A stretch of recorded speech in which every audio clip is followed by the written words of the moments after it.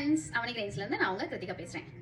இன்றைக்கி ஒரு unique tea recipe என்னென்னு பார்க்கலாமா? இந்த தடவை நான் ஊருக்கு போயிருந்தப்போ வந்து எங்கள் அம்மா வந்து இந்த நெல்லிக்காய் டீ, அப்பப்போ நெல்லிக்காய் டீயை போட்டு வந்து குடிங்கன்னு எனக்கும் பாலாக்கும் கொடுப்பாங்க. அதை அப்போ இருந்து நான் ஷேர் பண்ணணும்னு நினச்சேன். பட் வீடியோ எடுக்கவே முடியல. ஒரு 2 தடவை நான் போட்டு குடித்தேன், பட் வீடியோ எடுக்க முடியல. இன்றைக்கி வந்து நான் அதை கேப்சர் பண்ணியிருக்கேன்.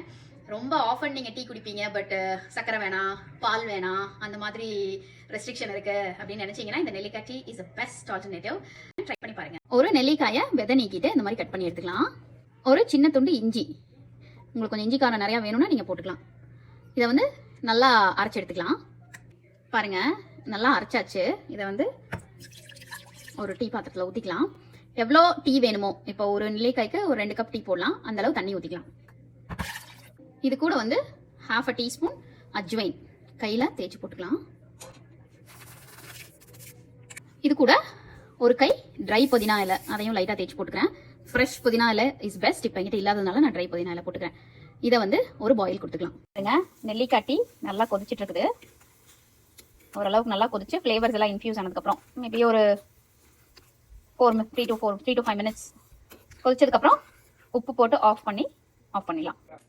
பாருங்க, நல்லா கொதிச்சிருச்சு. இப்போ கொஞ்சோண்டு உப்பு போட்டு ஆஃப் பண்ணிடலாம். ஃபில்டர் பண்ணினா ஹெல்தியான நெல்லிக்காய் டீ தயார்.